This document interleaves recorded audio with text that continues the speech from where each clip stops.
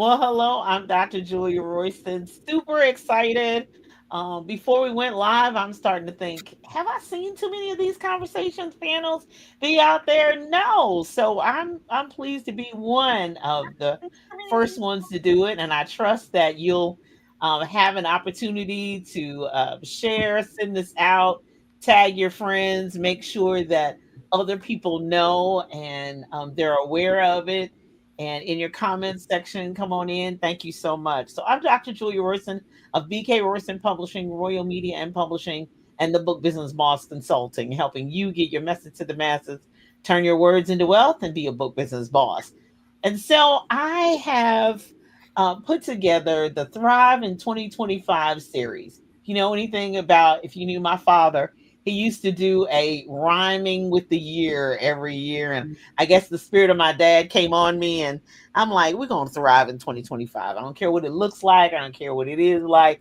I don't care what anybody says and tries to threaten me or make me in fear. God has not given us a spirit of fear, but love, power, and a sound mind. So in my mind, I'm going to put experts together in a room, and let's have not only a conversation, but also let's learn some things. Let's determine some steps we're going to take. What are you going to do about it? Are you just going to complain? Are you going to live in fear? So I have put together several panels.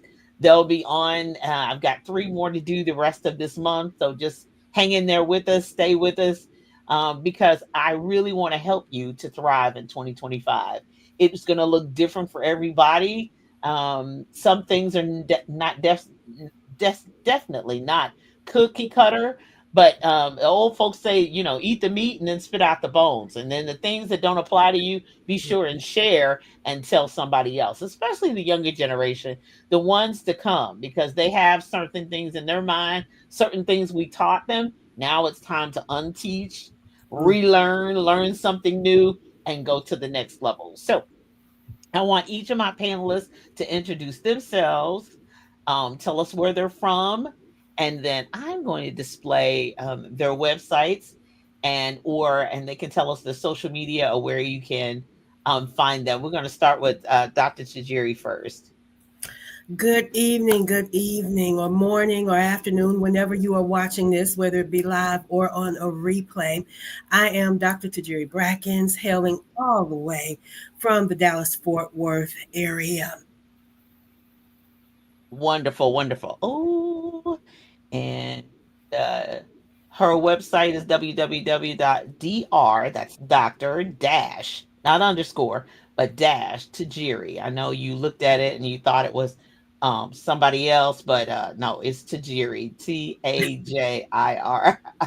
And I get that all of the time. No, Taraji, I am not. Taraji, no. I wish I had her money in her body. But right now, I'm Tajiri, and I'm going to stay Tajiri. So again, that is dr-tajiri.com. um, Denola, go ahead. I am Denola Burton, and I am from Indianapolis, Indiana. I have my own business called Enhanced DNA, and it stands for Develop, Nurture, and Achieve. So I'm excited to be here tonight to help develop and nurture all of you so you can achieve your objectives. Allison. Hello, thank you for having me. And I look forward to sharing this platform with such amazing women. So, my name is Allison Jackson, and I am from Lexington, Kentucky. I like to keep it short and sweet. You can find Allison. Don't let her fool you. She's gonna come with the heat. Don't worry about it.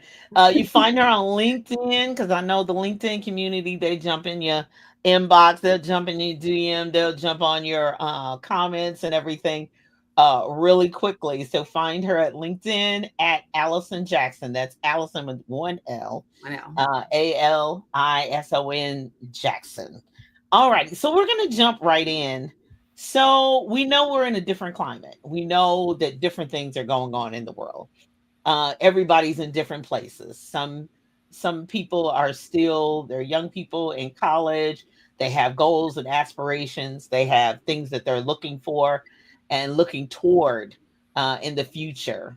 We have ingrained. I tell people all the time, I knew I was going to college at 5 years old. I didn't know if college started with a C or a K. I knew my parents told me I was going. Right. Now, 61 years old, I don't know whether college is for everybody. That's another conversation for another time. But we need to redefine what work is. I think we had kind of a precursor in 2020 what work is, and how people had work became extremely creative. But after 2020 and 2021, 2022, 23, 24, we've kind of lulled into we back, we good. But I don't want us to get into a lull, we back, we good. Right, right, I right. want you to stay alert. I want you to our conversations and the rest of the conversations this month. I want you to critically take the things that we talk about and apply them to your life. So we're going to start off in this series with defining work, and so I want us to really talk about your experience because they're all experienced in either leadership, HR. They've been employees. They are. I've been an employee, employers, the whole nine yards. So we're talking about people that have been professionals and are professionals. Allison, you're in your master's program or PhD? Masters. I actually am finished. I just finished Yay! today. So thank you. Oh, I'm sorry. I spoke the PhD into existence. Anyway, Oh, I'm moving on with that. Well, you right there in Lexington, girl. Get that thing. Walk yeah. across Rose Street and get that money. Okay. Anyway, I'm back. I'm back. So, what do you think are two either misconceptions or two things that are really keeping people from advancing their careers? We got bills now. Let me do the disclaimer even before we answer. We have bills to pay. Yes, and we have to have some way to make income and make a living. Keep the lights on, keep the food fed, keep clothes on the babies, cars running, gas. I got that. But as far as advancing or really progressing in what we should be working on our path, we ain't even got to passions and dreams. But what are two specific things that you think are really keeping people from advancing? Like this one always gets the advancement, but I don't. And what are two things that you really are critical that even from an organizational or HR standpoint that picks one person over another? Whoever Um. wants to start. Well, I'm sorry. I didn't know you. Oh, go ahead. Well, I would say for me, I think it would be one. The two things that I would think about is the lack of mentorship. I don't believe that there's a lot of organizations that offer that, especially in the Black community. So, because of the lack of mentorship, a lot of people are just out here, um, just kind of going about their career without a direction or without that leadership to be able to pull them along to tell them how they got there, as well as the barriers, like the systemic barriers that are created in the workplace because of a lack of experience or a lack of partnerships or connections that a lot of people have.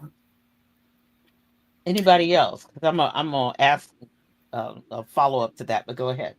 So I am going to say that probably the two things that stand out. Of course, there's a lot that fall under the umbrella, but the first two heavy hitters for me are lack of belief in themselves, that there is something else that is available for them, and they don't have to remain in what somebody else tells them that they are worth.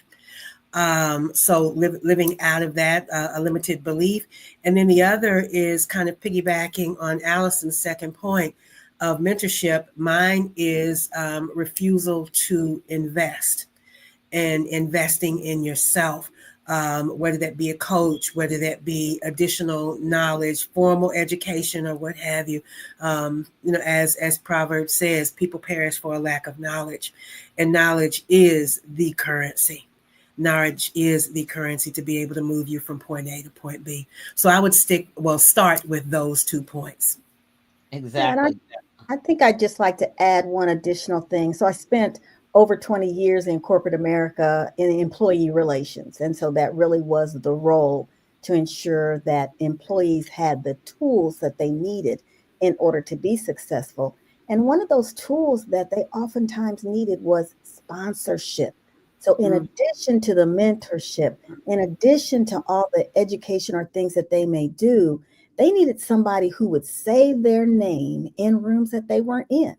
Yeah. And in order to get that, that meant they needed to be connecting with the right people. So a lot of times we talk about people not wanting to go to all these networking sessions. But you know what? Sometimes networking can yield you somebody who will be able to be in that room and be a sponsor for you. And so there are organizations that provide that kind of mentoring and sponsorship, or you may need to find them in the workplace if that's where you are today, whether it's workplace or whether you're an entrepreneur. Sometimes you need those kinds of people in your corner to help you get to where you need to be.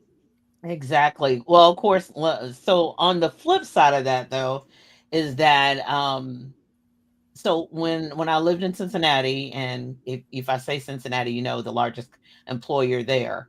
And when I was there, they assigned your supervisor had to go to specific meetings with you. And it was every minority professional had their supervisor, and there were mandatory meetings. So mentorship and sponsorship was really a key thing for that company specifically. Now that was the only place where I ever had that happen. No place else. Even as a teacher, I had, I had the person who was striving to help me get certified, but I never had that type of situation. So, my grandfather used to have a saying, root little pig or die. So that mentality is you get it on your own. I had to figure it out and get it on my own. You get it on your own. So being on the flip side of that, I think a part of it is maybe there's not sponsorship or mentorship available. Maybe there's not. But then what is the responsibility of the mentee or the person that they're sponsoring? What do they need to be able to do? Because I know people who have, as the old folks say, stuck your neck out for somebody else, and the other person didn't hold up their end. They didn't follow through. Yeah. And as much as we're wanting people to say our names and speak our name in rooms, we have to be ready for those names and when it's called and when we're ready for that. So speak to that. Oh, um you're exactly right. You're exactly right that I'm not going to stick my neck out for somebody if I know they're not ready. And so the question is, how are they getting the development that they need? How are they, and are they seeking it? Maybe it's not being provided internal to their company. They have to go find it. Sometimes we have to do a little bit more, whether it's because we're female, we're minority, it doesn't matter. Sometimes we have to find it. And Right. when we go find it, we have to be prepared because I can't be expecting somebody to stick their neck out for me. And then they come to me and say, okay, I've got an opportunity for you, but I'm not ready. yeah. Hmm.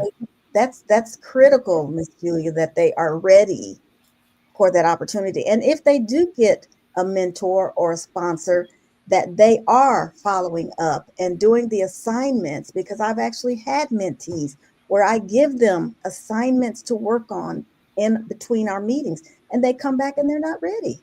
Yeah. They Yeah. have that responsibility. That's critical.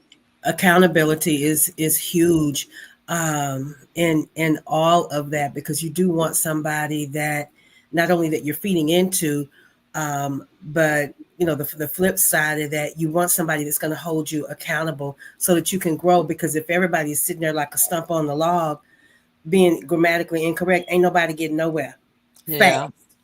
Right. Fast. So that has to be reciprocal on both ends. The person has to have the right tools to be able to give the mentee, and then the mentee has to be receptive to what's being given to them, and um, and execute what's being given to them, because just sitting on it is not going to do a doggone thing for anybody. Right. Allison?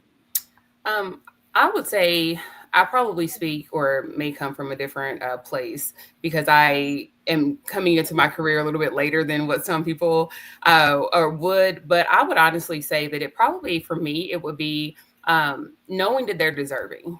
Knowing that they're deserving to have a seat at the table and that they can, they do have those qualities and though that that drive and that push to be able to do it. Sometimes, people just don't think that they are capable of doing it, and they've never had people pour into them. They've never had, the experience of someone sitting down and having a conversation with them about what's going on.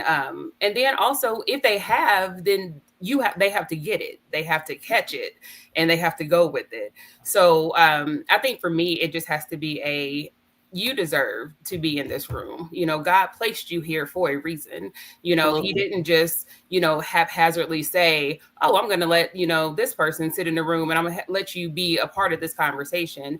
You have to realize that it was your purpose and your call to be there in the first place. And you have to learn how to walk in that. So just being able to walk in confidence and knowing that you're deserving to do that, you deserve it. The other piece that I would also add to that, having been in those rooms, and having been in those places, sometimes some people are maybe not mentoring you specifically, like they might not call you in their office, or they may not speak your name specifically, and some people are wanting that one-on-one specific. I need that level of hand holding. I get that. It's like being a 5-year old walking a 5-year old across a busy street. But for me, if it's something like Allison says that I'm really wanting and that I feel like I really deserve, I'm being mentored by watching you. I watch people. So those of you who are out there who like, oh, they never said my name, or they, baby, you're watching them move. When you see their movements, that's a part of your mentorship. That's a part of your, they may not necessarily say your name, but that's a part of that. So take the steps, see the steps that they're taking, and hopefully, now some steps some people take are against my moral culture. They're unethical, whatever. And even the unethical ones and the things that are immoral or illegal, even, I learn from them. I know that's something I don't want to do. That's something I'm Mhm. not going to do. So there, I still stress that yes, we need more mentorship. Yes, we need more sponsorship, and we need more people who are willing to move up and then turn around and see who's coming behind you, Right. and be able to pull them and say, "Oh, I see you. You're on your grind. You're not just sitting there waiting for something, some mantle to fall on you." Right. Even in the Bible, Elijah told Elisha, now, if you see me go up, that means you got to be hanging right with me. Then you get it. But you ain't getting no double portion and you hanging out eating bonbons laying on the couch. It's not going to happen like that. So, therefore, you've got to watch the mentors, the steps that they took, the places they want to go. Because sometimes they're watching you to see if how hungry you are. To seeing, I saw a TikTok not too long ago, and it was a sports analogy. And I love sports. Now I'm weird, but I love sports. But he said we're looking for. He said in sports we're looking for players that are hungry, and not just Mhm. somebody who wants something to eat. He said if they want something to eat, then they'll wait on you to bring it. He said if somebody's hungry, they will go make it happen. So how hungry are you? How much do you really want it? Do you want it just enough to sit there and wait till somebody finally calls your name? Are you willing to make something happen? Yeah. That's one of those pauses that you have to determine on your own. Are you willing? How hungry are you? How much do you want it? So And let that's me let me add go a ahead. little extra to that, because it's big on the relationships, mentorship, coaching, all of that, and leadership is all about relationships. And as you very well know, Julia, I'm huge on soft skills, huge on soft skills. So if you don't have that relationship with them and with that person that you're trying to mentor, knowing what makes them tick, knowing what's going on with their life, just again tapping into the soft skills. If you don't know who they are, you got to meet the people where they are. That's the Yeah, simplest way to say it. You got to meet them where they are. And once you know where they are, then you know how to address them and how to assist them. But that begins with conversation, that begins with transparency, that begins with truthfulness, that begins with authenticity, genuine concern about who you are, not just what you are here to do. And right. once you have nurtured that, then you're able to to progress and to move to the next level. And that builds trust between the people, because now I know you understand me more. You see me. I'm not just a number. I'm not just letters or a particular position. You see me. And once you begin to actually see people, then that will do so much more in the workforce and what we're able to do and to move. And it creates a culture where people feel valued and that they want to stay. Yeah. And you don't have to um, put the extra resources, monetary resources, into training somebody else. If you take care of what you got at home, as they tell the old folks say, what what it took to get her is what it take to keep her. So Right. you gotta, if you keep that nurturing and going on through the process of that person's career, then it ultimately helps you in the bottom line as Yeah. to what the organization and what the company can produce. Right, right. Well, I know in being a solopreneur myself and having contractors, I always make sure my contractors are taken care of before I get anything, because I need to make sure if they're paid and they're taken care of, I get what on the back end. I'm gonna keep eating. I will keep being fed. Mhm. I will keep them being wanting to work with me in the future. So let's talk about being bivocational. Traditionally we talked about, oh girl, that's just a side hustle. I don't want Uncle Sam to know what I'm doing. And but we learned in 2020 them side hustles became the main thing. When you couldn't go into the building, you were isolated at home. The whole COVID broke out. Okay, so we are back in the building, but it is now turned into an economic situation where, even though we're back in the building, where are we money wise, and where are we? I'm seeing that people are working 8 hours. We still connect with people that we work with, and we're working 8 hours, but we're getting 12 hours of work while we're there 8 hours. No overtime, no time and a half, no none of that. And so therefore, how do you suggest that we balance between family and job? And it's, especially with women, we're constantly we're trying to keep all the plates in the air without something crashing, and some bill being a brown bill, and all of that. So what are a couple things that you really suggest for that, so that you don't lose your main job, and that you really stay alert with actually what's going on in the organization? I mean, I know there's some things we're never privy to, but Mhm. they used to tell us, when you see upper management moving, then that's an Take alarm. notice. Yeah, take notice of that. Be on alert with that. So, what are a couple of things that you really should be doing, so that you have that balance, so that you're not all caught off guard, and you don't have a savings. You didn't see it coming, and then they move the whole business or close your whole department. What does that look like for you? What do you I'm suggest? gonna, I'm gonna piggyback on what Allison stated earlier. One is knowing your value, knowing your worth within the organization. What is it that you're actually bringing to the table for them? Um, what are your strengths?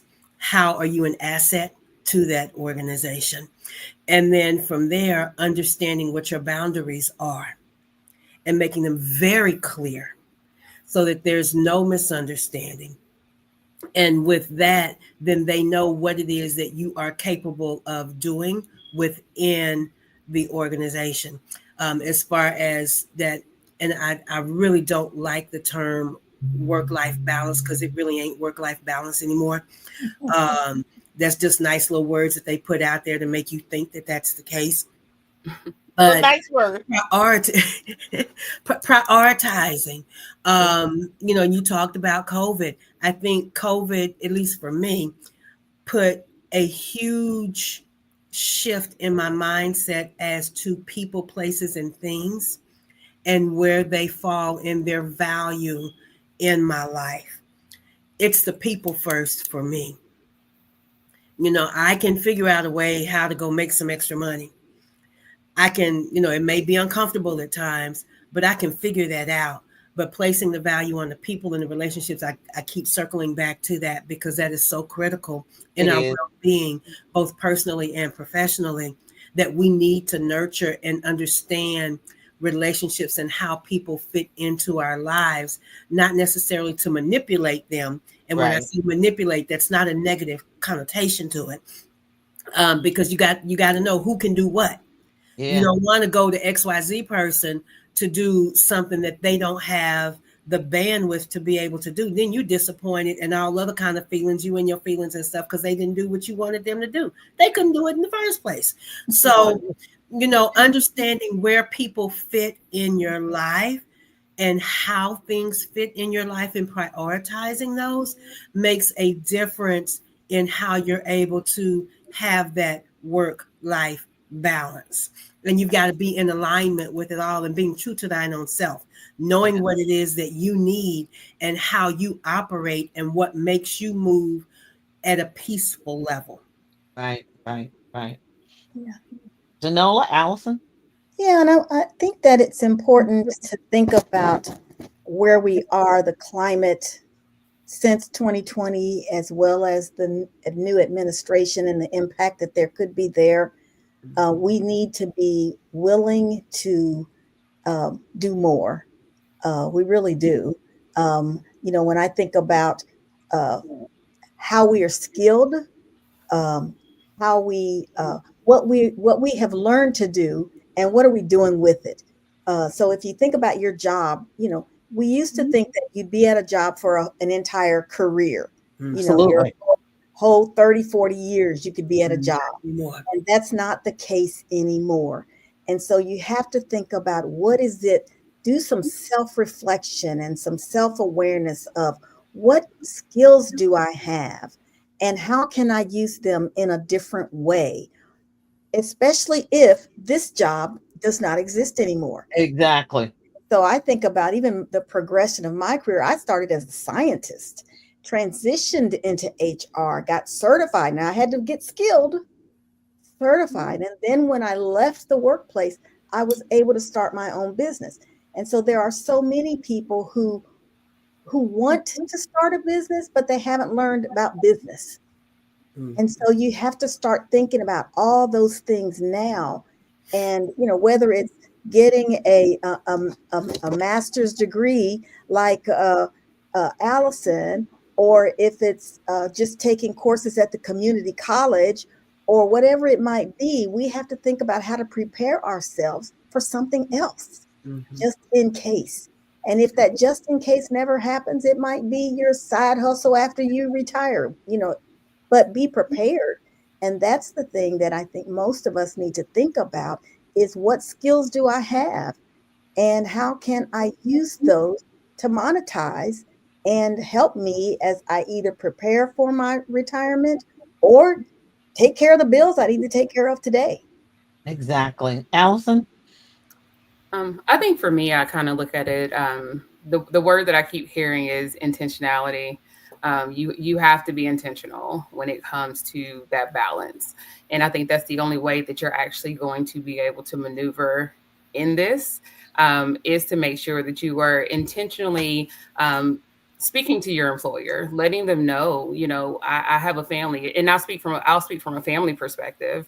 Um, I just so happen that I've worked jobs where I'm worried about calling into work, not being able to make it because I'm worried about my employer, points being taken off and possibly losing my job, to working in an environment currently where they understand that, and there's a little bit more autonomy that I have to be able to take care of my family, but that's not the case for everybody. So it's one of those things where I think that you have to learn how to don't work so hard, but you got to work smart and you got to work Absolutely. efficiently. You have to make sure that when you have a side hustle, which I think it's a great thing to have. I don't think that should be.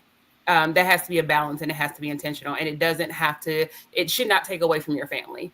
Right. Most of the time when we have what we call side hustles, like they said before, these are skills that we already have. We're just sharing them in addition to what we are already doing. And I think that one of the things that I read once a long time ago, sorry, was your family deserves your presence the same as your work or your job deserves your excellence. So it's one of those things where you have to continually be intentional to make sure that everything is working together. It should not bring you down. You should never come home and feel drained or so drained that you are so worried about that you can't take care of your kids, that you can't provide. That is not the way God created us to be. Right, And he right. gave us these families to be able to depend on us. And so if you are working a job that requires you to be on all the time, you may need to reconsider That's what you're doing doing, another job. because it's not healthy, and your leadership should not want you to function that way. Just like you wouldn't want anyone else to function that way. So yeah, I think that it's definitely a balance, as hard as it may be as a woman. uh I get that, because as a full-time student, let me see, how did I do this? I took 9 hours. I finished my master's in a year. Oh, Wow. And I did was that, but I working. didn't have no people. I didn't have no little people. I didn't have. It was just me. And so Oh yeah, and so my, I was that's a still lot. taking care of, still had full time custody of my grandson. And then I still also have a part time position that I work at another organization, but I do that because I love it. I love working with families in the community. But it's one of those things where I sit back and I'm like, do I have to? Like, is this necessary? And luckily, one of those things is I'm done with. So now the intent it is I have to be intentional on not picking up something else to fill that spot that I've had there for so long with something else. So yeah, so I mean, I think that side hustles are great, but yeah, you have to be intentional in order to balance. I think the more than anything else. Now we talked about it before I push live, and I really want us to address this, especially as women. Is that we are such caregivers. We will take on, but we have to really stop and look at ourselves critically. Our Mm-hmm. mental health is at stake. Our physical health is at stake. Mhm. The future generations, children, children's children, grandchildren, great grandchildren, everything is at stake, and we will not be able to enjoy it if we're not here. Now we have things that we pass on and we'll leave tokens, and but ourselves we will not be here unless we do learn how to take breaks. Now I didn't put this as one of the questions, but it's just kind of coming on me now that then how do you um, take those mental health, encourage to take those mental health breaks? Because I'm seeing too many on social media, and I know people say people die every day, but the ages of these people, they're not 80s and 90s and well lived and great grandbabies around the bed. No, I see people in their 30s and 40s going on, leaving little children, leaving spouses, leaving. So, how are we? I know we talked about the work life balance, but having those critical questions, what questions should we be asking ourselves, especially for females? How much money do you have? I'll start. How much money do you have? How much money do you need? Absolutely need to have. And then really think critically about, we've already talked about your skill set, but, and I'm going to push the envelope here. What are your goals and dreams? Mhm. Mhm. And then when do you have, even if it's 25 minutes free, you lock the door, lock everybody out, put Calgon, that old commercial. Okay, you Calgon, take me away. same So, age range. Okay, Allison, you too young for this one. But Oh, I Calgon, remember. take me away. Remember, the kids be hollering, the husband be beating. But when do you, how do you do the Calgon, take me away? Allison, you're exactly right. If you have a space in your calendar, don't fill it up with something else. Give yourself time to breathe, and especially from a master's degree. Oh, Jesus, I know all about it. But the other thing too is that when are you going to replenish? How are you going to recover? How are you going to be ready for the job on Monday? What do you do? What should you be doing? And what is absolutely necessary that you must get done? And then what is just something extra? Because I know with the last two Yes. years, or no, 5 years that I was teaching, I realized with my contract, these are the things that I'm required to do. These are the conference dates that I'm required. These are the people trying to be promoted. These are these Yeah. other people that are trying to be in good. I'm not gonna say well that other word, but anyway, these are these people that are trying to get advanced in this career. I knew I was at the end in my 50s, headed to retirement at 55. So I knew I had to give the job what it was supposed to have. But you wouldn't get my everything because I had a plan. I knew where I was going when I retired to be full time writing, helping other people write, publish, and all that, enjoy travel and all that. But I had to put a plan in action Yeah. and I had to look at it critically. I had to actually sit down, put that mirror up to me, and look at the woman in the mirror and be honest with myself. Anybody Yes. else have anything else to offer? So that's going back to what I said earlier, knowing thyself, knowing what makes you tick and what you enjoy. I know as for me, which helped me to center and be able to give what I needed to give to the job and then be able to do what I needed to do for my family, for my business and everything else at that time. One, I always commanded my day. And I began commanding my day with praise and worship of at least an hour of music. And then sometimes, depending on what the day's agenda was, from there I would go on my walk. Mhm. And my walk was about an hour and a half, where I'm again commanding my day and just centering myself so that I can get what it is that I needed for the day. If I wasn't able to do it in the morning, then I'd take maybe about 30 minutes or so on a lunch break and go get it done. But those are the two things for me recentering and then understanding what my purpose and what my alignment was and what I was here to do and how was I going to use my gifts in order to get it done. If I am no good as a person, then I can't, one, get it done. I cannot be productive, and I for doggone sure ain't no good to nobody else. Right. Right. So I've got to make sure that I am good and centered in all ways, mentally, physically, emotionally, financially, all of those leads that you can think about. Um, I had to make sure that I was good there. That doesn't mean that everything was perfect all of the time, but No. I knew where to go back to my space, my sacred space, where I could revamp, regroup, and get it together.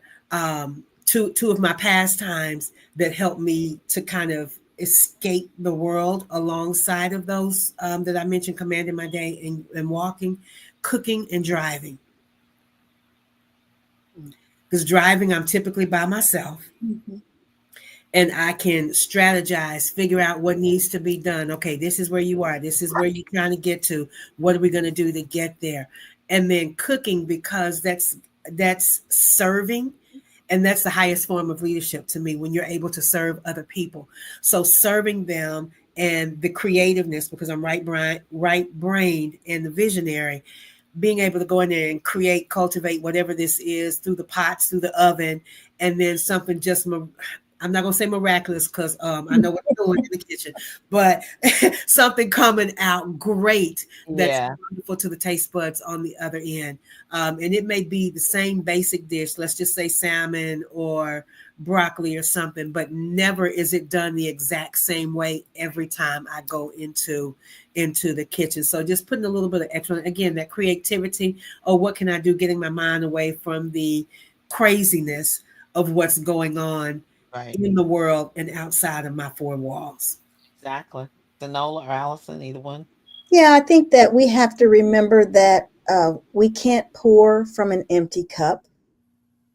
We have got to be able to, what do they say? Put your own face mask on first Oh before yeah, before you you can help put it somebody on the else. child or Absolutely. whoever else. We've got to take care of ourselves. That's so, so, so important.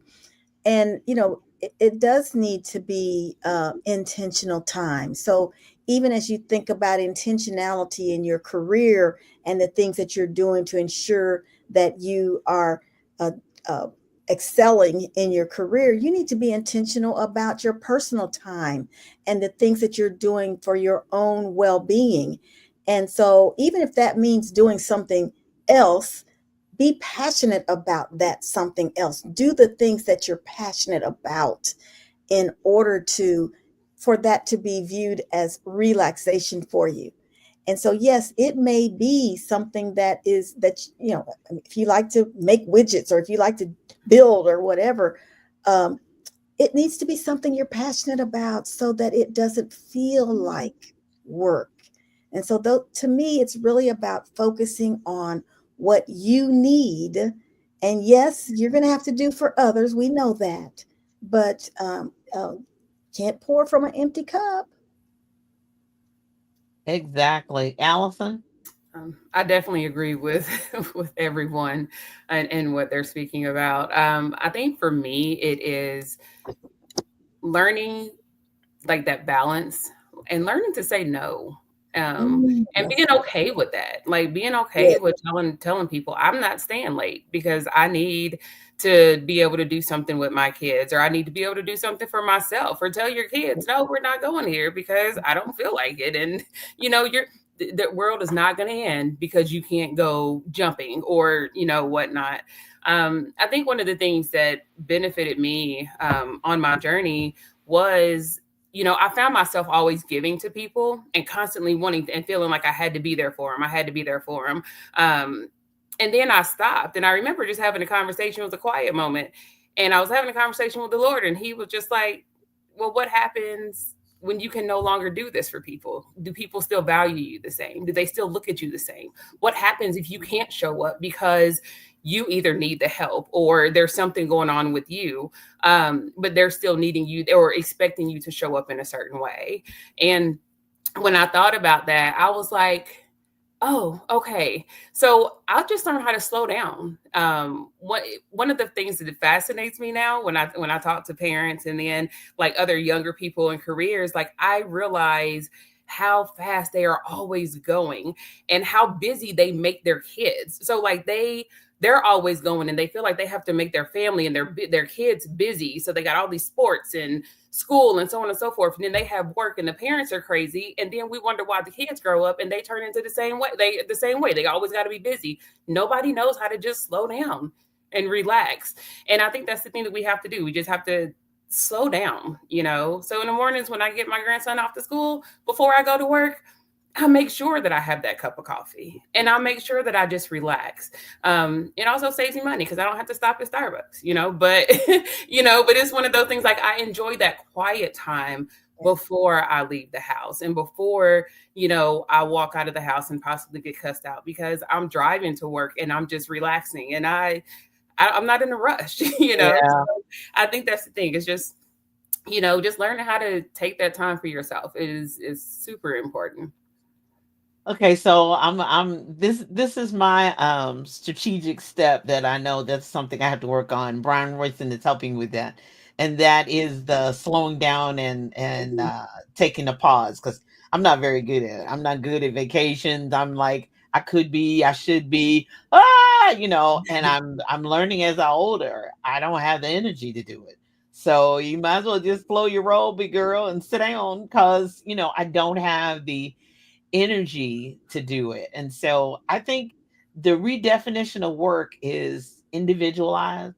Every Yes. one of us has to decide and determine that on our own and where we want to be and what we want to be doing. I made the announcement because I taught. I made the announcement in the faculty dining room with the people I normally ate lunch with the last 2 to 3 years that I worked. And I'm like, I love y'all. I'm not going to tell y'all every detail of what's going on with me, but I got a plan and it involves outside of here. Mm-hmm. So I have nothing against none of y'all, really. I do not. But I'm going to be eating in my room. I only got 20 minutes for lunch as it is. Most teachers only get 20 to 25 minutes. My private school, I got an hour, but public school, you get about 20, 25 minutes. I said, I'm going to be eating in the lab. So if y'all want me, see me in the computer lab. I don't hate nobody. I got goals, and that's my 20 minutes, and that's where I'm going to use it to work on me. And so I think more than anything else, I think my biggest nuggets and takeaways from tonight, and thank you, ladies, so much for being my guest, or is to be observant and listen to your body, and then in being observant. Look around at what's going on in your organization and then ask yourself those hard questions. Ask yourself those very, very difficult questions that sometimes you may have to take that same cup of coffee and do a Saturday morning, 7, 8 o'clock when everybody else is sleeping in the house. Go out on that front porch. I don't care if it's cold with your blanket and coat and look outside at just the air and the trees and say, where am I? Where do I want to be? Where am I going?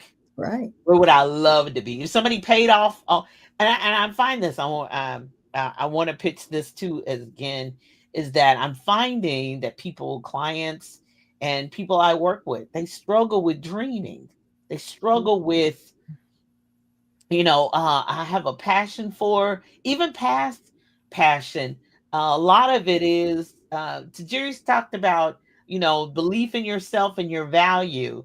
They can't see outside of right here, what right now. So when I pitch, okay, so if somebody said they pay off your house, pay off your car, give you $1 million for you to take a year off, what would you do? And I don't have anybody who's come back and said, oh, I would love to, I don't know, go on a mission trip to Africa and feed Right. little children in the That's bush. exposure too. If they haven't been exposed to anything, Mm-hmm. then they don't know what the possibilities are. Mm-hmm. So we've drilled the work, just get a job. But is that all? Is that all? Just get a job? I mean, I know we got bills and all that, but is that all to it? I mean, when it's all said and done, is that all? Because you can do. We found we can consult, we can coach, we can do an online class, we can teach online, we can do a lot of different things, but bringing happiness to the other parts of you, because they're your whole triune being, spirit, soul, and body, not just work, but it has to be fulfilling. So Yes. I think that, and I guess exposure has to be a part of it, that you can think outside of the box. So I guess that's Mm-hmm. one of my mantras is you can do more than this. There is more out Mm. there and you can do and be, but are you willing to work for it? I guess. Right. Mm. Right. Are you And I think willing for to me plan too, for it? when I look at that, I always look and have conversation with people that are older to let them know that there's not a age limit. There's not like a plan that says by this time, by this age, you're supposed to be this, and by this age, you're supposed to be that. Some Mm-hmm. people's journeys are a little different. Mm-hmm. So if God gave you that vision and gave you that heart, He's Mm-hmm. going to keep it until the end of your life. Like that is your plan. That is what He told you to do. Mm-hmm. And the main example that I can say is, or that use is, it took me 20 years to get my undergrad. Like I literally family dynamics. But I remember there was one time where God showed me a vision of me walking across the stage. And for the longest time, I would help people with resumes and write papers and so on and so forth. And I'm like, you know what? Maybe it's just not my Mm-hmm. time. Maybe it's just never going to happen for me because I can help all these other people, but I didn't see it for myself until I had the opportunity to go back to school and get finished, but not only with my undergrad, but to be able to go on and finish my master's degree. Like, I'm like, God, I saw once, I didn't see twice, Right. so I'm just kind of like, He's doing exceeding and You abundant. can And you push it. oh my You can gosh, push it. You take it can to the push next it. level. so it's like I look at the age that I am now and to see that, yeah, by society standards, I probably am past the mark of getting into a career. But it's like, no, like you still have to be able to have the courage to step out on faith, to step out of yourself and say, you know what, I'm gonna do this. I'm do it afraid, Mm. do it not knowing what's gonna happen, do it not knowing how I'm gonna pay for it, because I definitely didn't know how I was gonna pay for it, but it got paid. Oh Thank Mm-hmm. you. yeah. That was one good Allison, thing COVID Yeah. did. Allison, I think that's one thing that we both have in common. Is I took a 20-year hiatus from college, and when I went back to get my bachelor's, I completed the rest of school in a year and a half. I did 83 hours, 85 hours in a year and a half. I was on a mission. Yes. I kept pushing and I kept going, and that was while working full time. Thank God there are no little munchkins that were around that I had to take care of. It's just, But that goes to when you understand your value. All of this is coming back full circle. Yeah. Understanding your value and wanting to be an asset and not a liability to whatever organization or whatever it is that I do or we do, then we've got to put forth the legwork to get it done so that we can be in a position to be that asset for whomever, for whatever. And then, from there, I pushed on and went for the masters. And then from there, as you see DR in front of my name. So everything has a purpose. And as I said, I took a 20-year hiatus. So here I am in this wonderful decade. We're just going to leave it at that. Those of you that know me know which decade.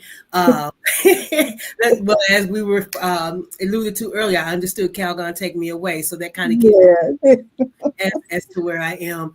But, in this place, I am truly now living out what it is that I'm supposed to be doing. And, when I was a little girl, it used to be, okay, by the time I'm 20 years old, I want to be married. I want to have X amount of children. Look, I wanted 10 children. Ooh-wee. What's wrong with your mind? Look, young and dumb, young and dumb. I wanted 10 children and I wanted to be a lawyer making $50,000 a year by the time I was 30 years old. That was my goal. It didn't work out like that. No children, and I surely wasn't making $50,000 a year at that time frame, and definitely not a lawyer. So, saying all of that to say, piggybacking on you, Allison, that there's not a time frame Yeah. that we actually have to work with. But if we have a goal, then we need to set measurable time limits on that. But there's not a specific time frame in which XYZ has to be done. Yeah. Danola?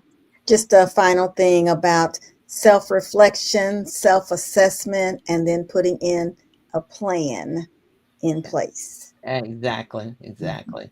I do it on a weekly basis. I do it on a monthly basis. I do the big, as they say, Oh, sackcloth and ashes, seeking God, starting in June for the next year. Mhm. December, I'm readjusting my systems, looking at everything. I guess I probably don't do well at holidays because I'm in my planning mode. I'm in my, Mhm. as they say, my working cave, but I think as we end, I want you to dream. yeah, I want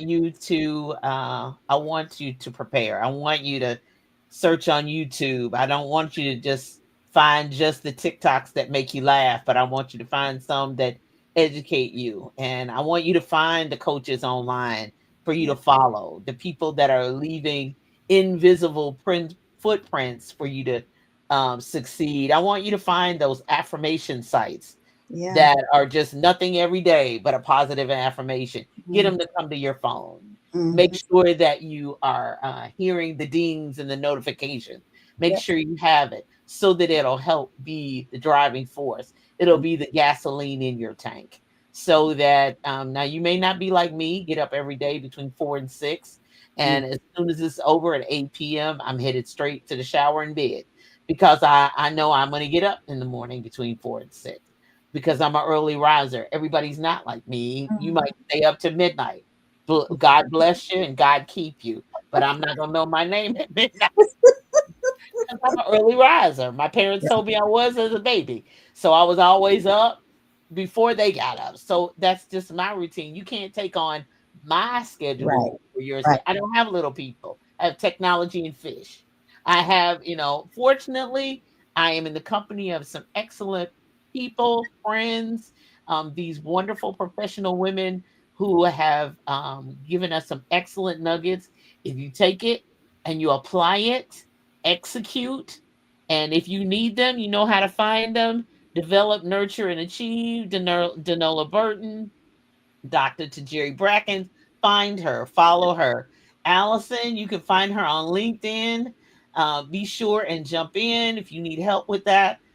Please be sure and do so. Your organization needs help, leadership, any of that, so that you're moving forward with not only just a healthy organization, which we all want. We all want to be profitable, we do, but we want healthy people. We don't Individuals. just want the business to thrive and you're burying your employees every week or every month. Mhm.